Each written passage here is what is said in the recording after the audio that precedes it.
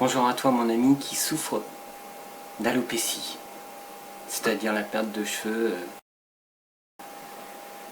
Et moi dans ce cas je vais traiter justement la perte de cheveux causée par le stress. Bien sûr il y a l'aspect santé, l'alimentation, le physique, mais ce qu'on n'arrive pas à résoudre par la science c'est cet aspect psychologique. On va vous droguer pour rien. Alors pourquoi on a cette manifestation de la perte de cheveux à cause du stress? Tout le monde est stressé, on a tous des périodes de stress, mais on ne perd pas tous les cheveux à cause du stress. Tout simplement parce que certains intériorisent leur stress. Je vais vous donner un exemple. Imaginez un élève qui doit passer un examen. Et arrivé le jour de l'examen, le prof lui dit « Désolé mon pote, mais en fait on va le reporter demain. Tu vas devoir attendre. » L'élève rentre chez lui, il revient le lendemain, il est stressé à cause de l'examen. Et le prof lui dit « En fait non, on va devoir le mettre à demain. » Il rentre chez lui, il est toujours stressé. Il retourne pour faire son examen et le prof lui répète encore et encore et encore, jour après jour. Mais qu'est-ce qui va se passer?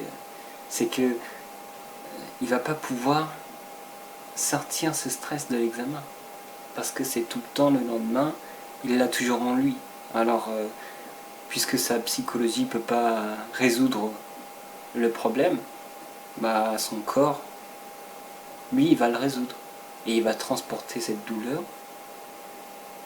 vers, par exemple, la perte de cheveux ou l'anxiété ou oui, des crises d'anxiété, la perte de poids, le gain de poids.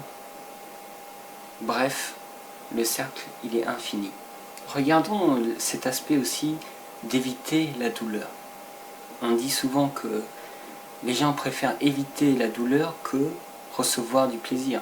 Par exemple, imaginez le fumeur, celui qui fume sa cigarette. Il sait que la cigarette, éventuellement, ça va le tuer un jour. Mais il préfère éviter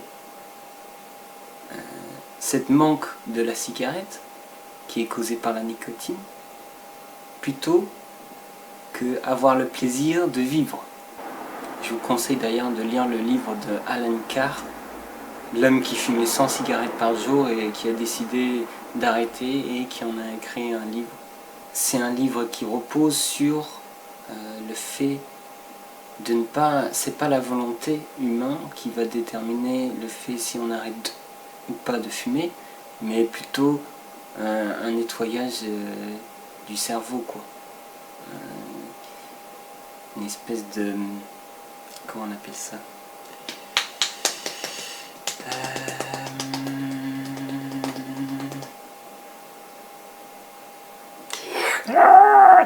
Brainwashing. En anglais, on dit comme ça. Bref. Le souci avec ceux qui intériorisent leur douleur, leur émotion, c'est qu'ils ne vont pas vers les champs pour, justement, en discuter. Ils veulent éviter la douleur à tout prix. Alors, parler avec quelqu'un, ah non, je veux pas. Je vais bien, tout va bien. Je peux l'éviter. Le souci, c'est que, en fait, on est en train de transporter l'émotion, comme j'ai dit avant. On n'est pas en train de la résoudre. Moi, je vais vous donner les solutions pour résoudre justement cette émotion, pour que vous puissiez le sortir de vous. Parce que, je veux dire, si un bébé ne pleure jamais, c'est qu'il a un problème, le bébé. Il faut l'emmener chez le médecin. Un adulte qui n'est jamais stressé, qui veut tout le temps éviter le stress, éviter la douleur, et justement son corps va se manifester. Et je vais devoir mettre pause.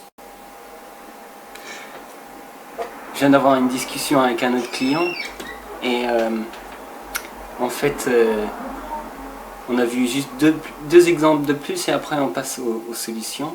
Par exemple, celui qui est constipé. Je ne sais pas si vous connaissez quelqu'un qui est vraiment constipé, qui ne peut pas prouter ou faire caca, ou chier tout simplement, pendant 2 mois. Et qu'est-ce qui lui arrive? Son corps se manifeste autrement. Hein, il ne pourra pas manger, il va devenir tout blanc, il va commencer à trembler, hein, il va se sentir très fatigué.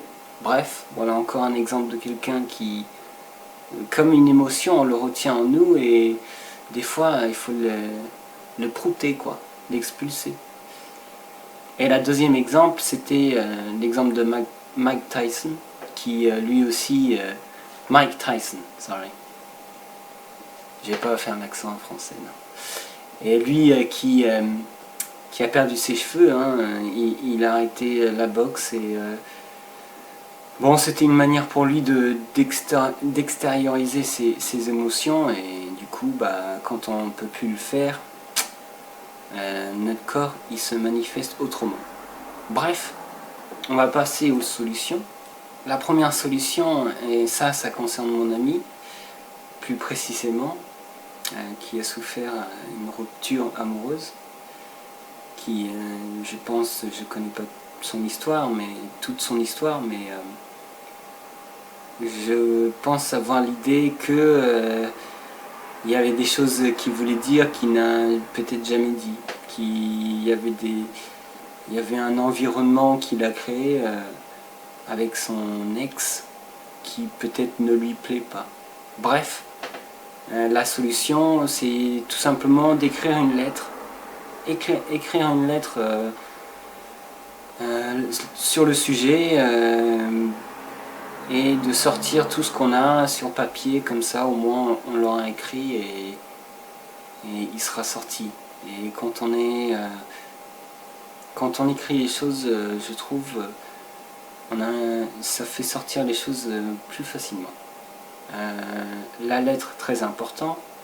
Le sport, faire plus d'exercices, très important. La nature, sortir dans la nature, redécouvrir la nature, ça nous permet d'avoir une nouvelle perception des choses.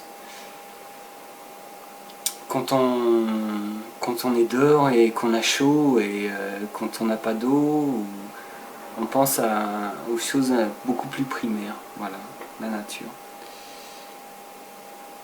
Je pense dans le cas de mon ami, avec sa rupture, qu'il a intériorisé, qu'il n'a pas laissé sortir cette émotion. Une bonne solution, et peut-être qu'en écrivant sa lettre, ça lui arrivera, mais c'est vraiment de pleurer un bon coup, de sortir. Imaginez un bébé qui pleure pas, vous allez l'emmener direct chez le médecin, je pense. Donc sortir, tout ça, pleurer un bon coup, même se forcer des fois à vraiment juste à sortir tout ça. Comme ça, au moins, on a passé l'étape de la tristesse et après on passe à l'étape de la construction, de se construire et de passer à autre chose, quoi. Je pense qu'une autre solution, c'est surtout de parler à quelqu'un et très souvent on le pique.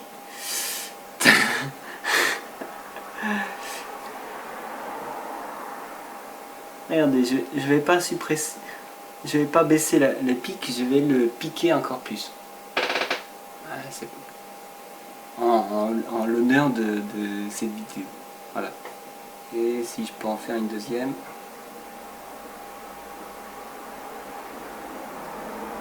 Parfait.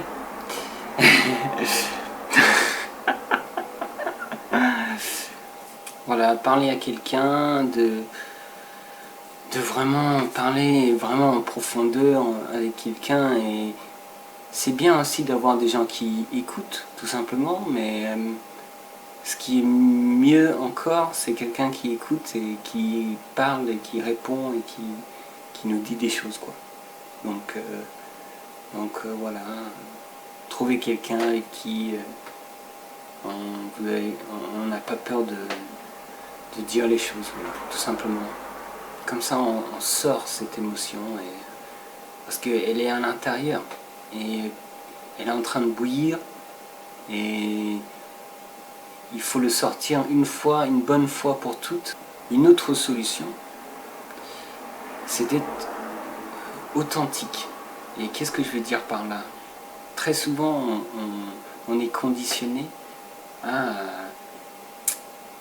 pas faire certaines choses que d'habitude, si on est authentique, si on est vrai, on le ferait tout simplement, quoi. Alors cherchez à être authentique, cherchez à